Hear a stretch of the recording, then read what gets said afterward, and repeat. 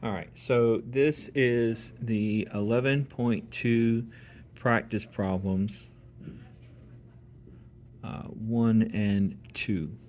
So the first one, these are what the textbook calls combination equations.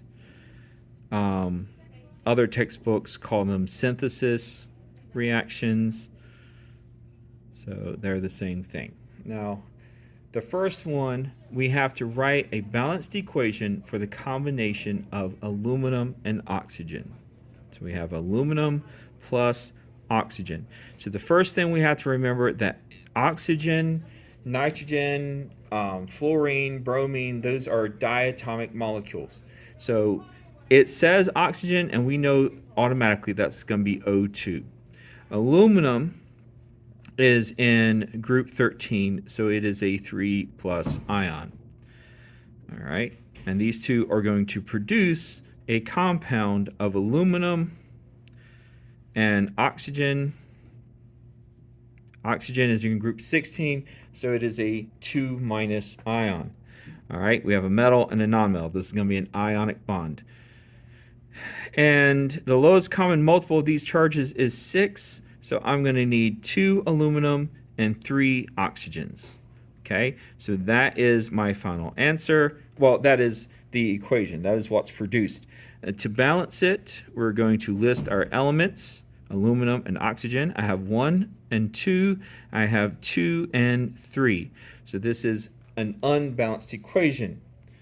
In order to balance it, I need, at the very least, I'm going to need to balance oxygen and aluminum. Now, we notice that aluminum is by itself over here, so I'm not going to change this yet. I'm going to save that for last because I can put any number I need to there and it'll be fine. All right, so I'm going to start with oxygen. And the lowest common multiple is 6, so I'm going to put a 2 here. 2 times 2 is 4 aluminums. 2 times 3 is 6 oxygens. All right, and then over here, I'm going to put a 3 because 3 times 2 is 6 oxygens. And I'm going to put a 4 here because 4 times the invisible 1 is 4 aluminums. So your final answer, the thing I would be grading, would be 4 atoms of aluminum plus 3 molecules of oxygen produce 2 molecules of aluminum oxide. All right, so that's 1A.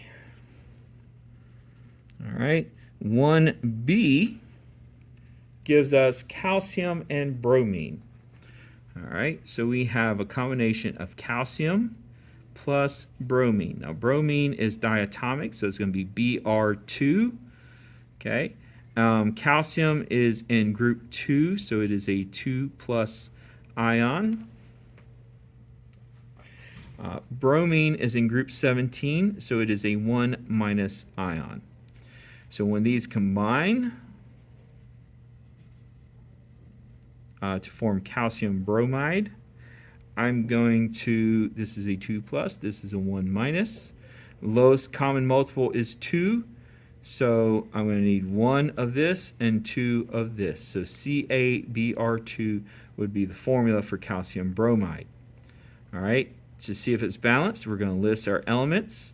We have 1 and 2. We have 1 and 2. So this is already balanced, so we just rewrite it. Calcium plus bromine produces calcium bromide. Okay, that's the final answer. Now, question number 2 asks us to write a balanced equation showing the formation of calcium 2 nitride from its elements. So those elements would be copper and nitride. All right, so for number 2, we're going to have copper, and it's copper 2, Roman numeral 2. So we know it's a, so what we have is we have copper plus nitrogen produces, well, let's not write it that way. We've got to figure out this part. We know that's going to form copper 2 nitride. Okay, so if this is copper 2, we know this is copper 2 plus. And nitride is nitrogen. Nitrogen is a diatomic molecule, so it's going to be N2.